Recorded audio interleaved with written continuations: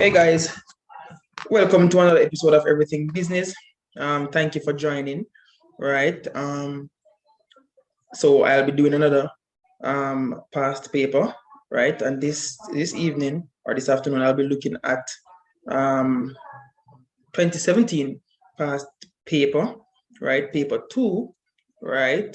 Yesterday I actually looked at 2019 past paper, right? I'll put that link in the description below so you can check it out for those persons who have not seen the 2019 answers, right? You can check it out. All right. Tomorrow is the exam. So let's get right into it, not wasting any time. All right. So the first question asks us to define each of the following terms. So the first term here is enterprise. So an enterprise is a business venture, right? That's basically it. And then we move on to entrepreneurship. So entrepreneurship is really the act of taking on the risks involved in establishing a business. So entrepreneurship is the act of being an entrepreneur, so to speak. All right. Next section of question one. It says state two economic benefits and two social benefits of a business, right, to the community in which it is located. And if you look there, they provide us with economic benefits. Then economic benefits, they need us to provide them with economic benefits and also social benefits, right? So one economic benefit is that businesses provide employment for residents, which can raise our standard of living. Also, number two, right, businesses contribute to economic growth and national income. All right, the social benefits now, a business will sometimes sponsor community events, right, social gatherings and stuff like that. And also some businesses provide scholarships and grants to residents and also provide provide back to school treats, right? And in Jamaica, we have a lot of that. A lot of businesses, they do that, right? And then the next question is to identify two stakeholders of a business and explain the role of each. Now, if you remember 2019 paper, right, this question came just the same, right? So two stakeholders of a business are suppliers, and the suppliers will provide raw materials that are needed for the production process, right? And then the customers are the ones who will purchase the products and the services that are provided by the business. Next question, part C. Describe two challenges that a business could encounter when trying to satisfy its ethical role in a community, right? Now, when we talk about ethical role in the community, we're talking about the moral and the legal responsibilities that businesses have. One of which is to ensure that they don't overprice customers, right? They charge a fair price for their product or their services, right? And therein lies a challenge, right? Because you will have some consumers or some customers who will always try to exploit businesses, right, by not paying on time or not paying the correct amount. There are always customers who are always trying to look to cheat businesses or even to steal from businesses, right? So that's a challenge. Another challenge is some customers will not follow instructions that are given by businesses. For example, the do not litter signs, right? And they will still litter the surroundings, right? And even though it is the business's ethical responsibility to provide garbage receptacles or areas where consumers or customers can dispose of their waste in an environmentally friendly way, right? They will provide garbage receptacles. You will still have customers who will disregard the garbage receptacle and litter the business place, right? So that's also another challenge. I'm sure you can think of other challenges. Question 2. State two activities performed, right, by each of the following managers, right? So 1, conduct market research, right? They ask for 2, but I give 3, right? So conduct the market research, design the product, right? Being involved in promotion, right? Then the production manager, right? Sourcing raw materials, storing finished goods, monitoring the production process, right? Quality control, and quality control is just ensuring that your products maintain a certain quality, that the quality is consistent, right? You don't want the quality to be fluctuating. So the quality is high this time, the quality is low this time. So you want the quality to be consistent. So that's what quality control is all about. Making the product. That's another one, right? Making the product.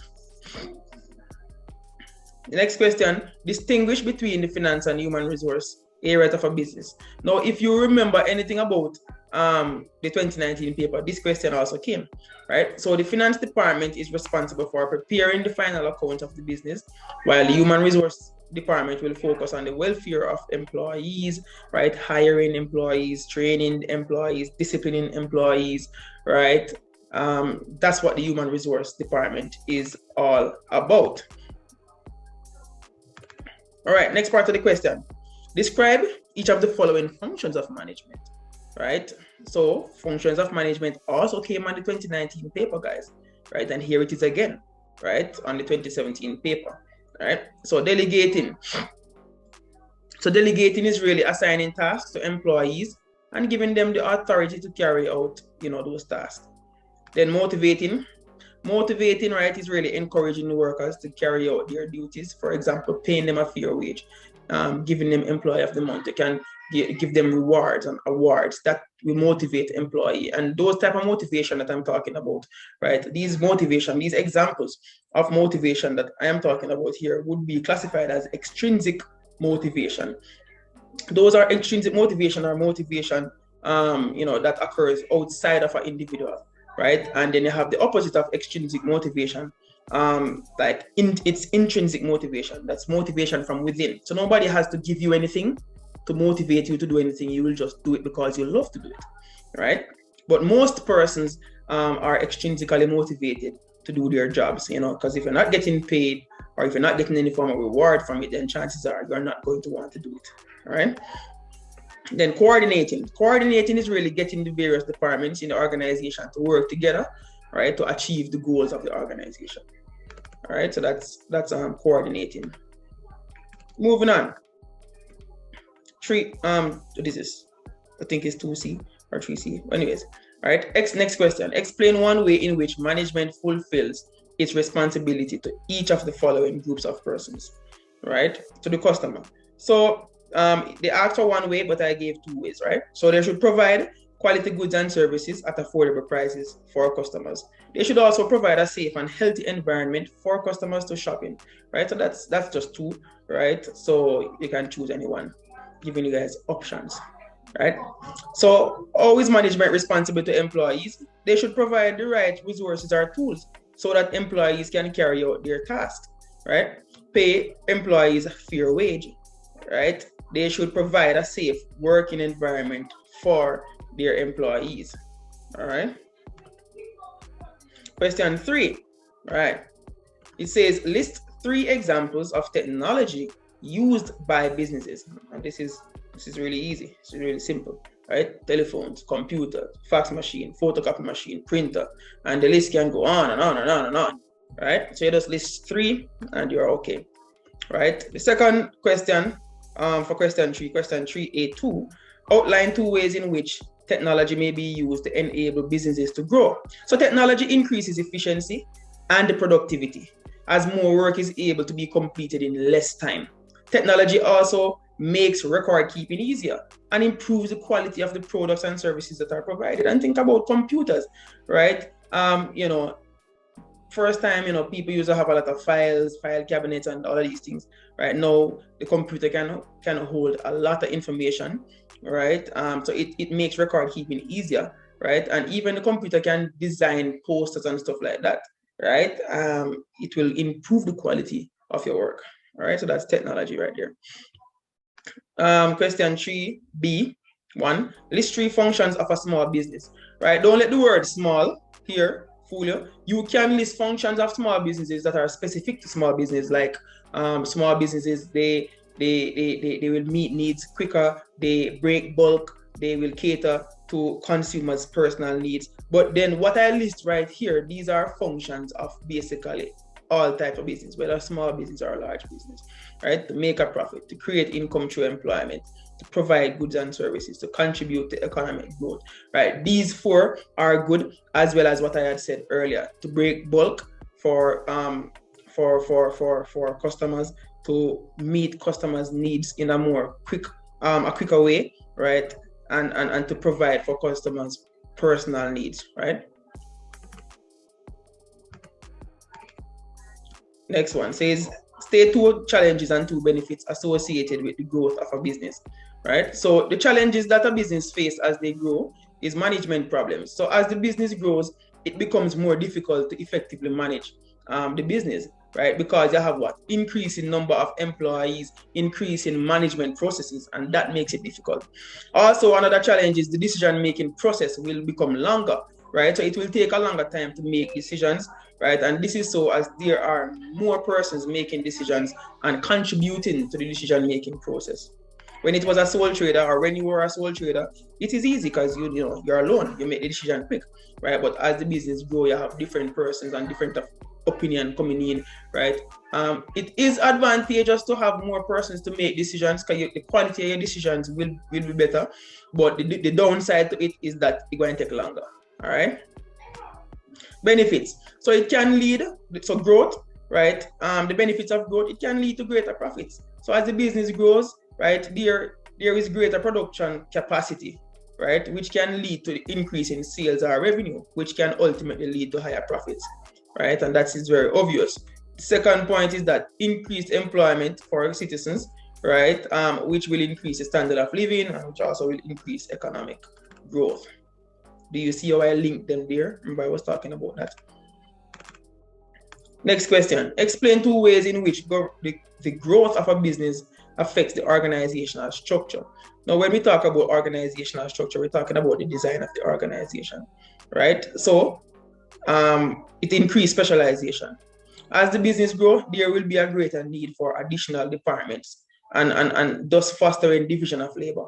So instead of one person doing everything, you break up that task into small manageable tasks, and that is really what division of labor or specialization is about. It makes it easier and it makes production more efficient, so people will do better. The productivity will increase.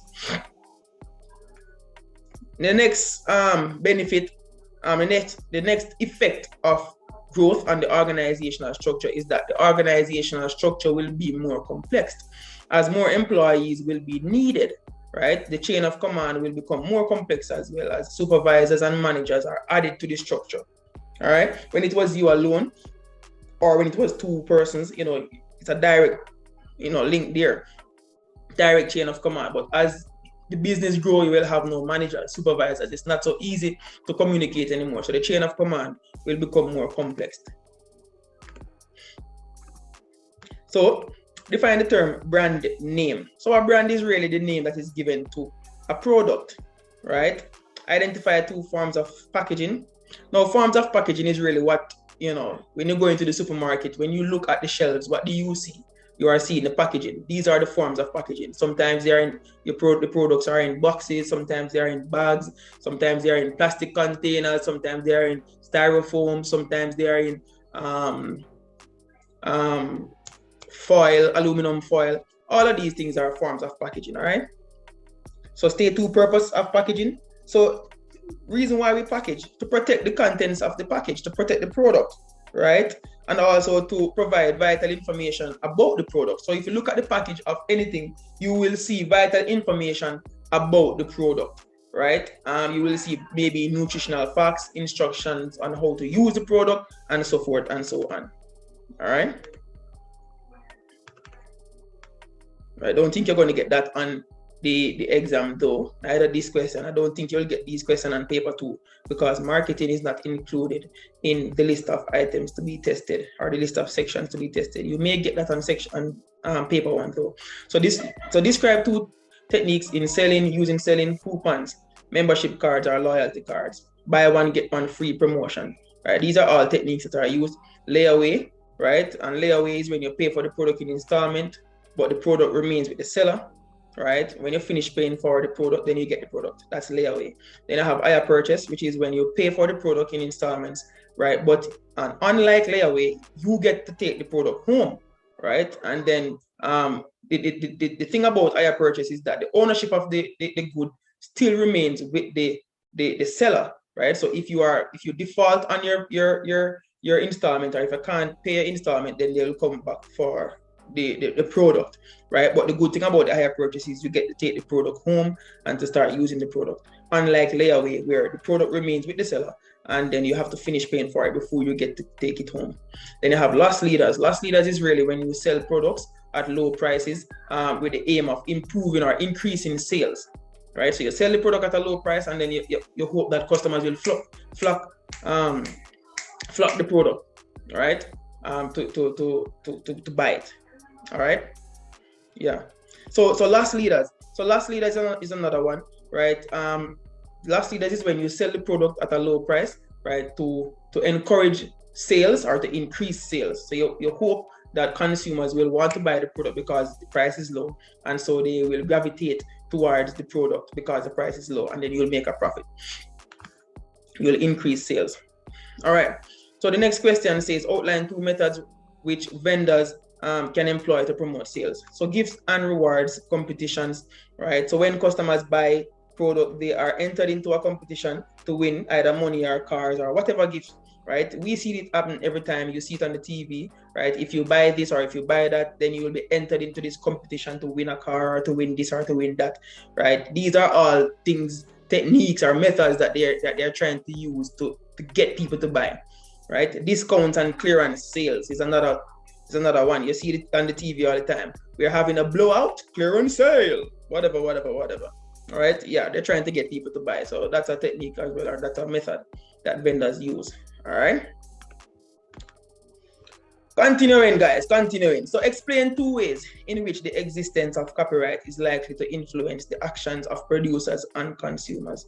Right. Now, to answer this question, you need to be knowledgeable about intellectual property laws. Right.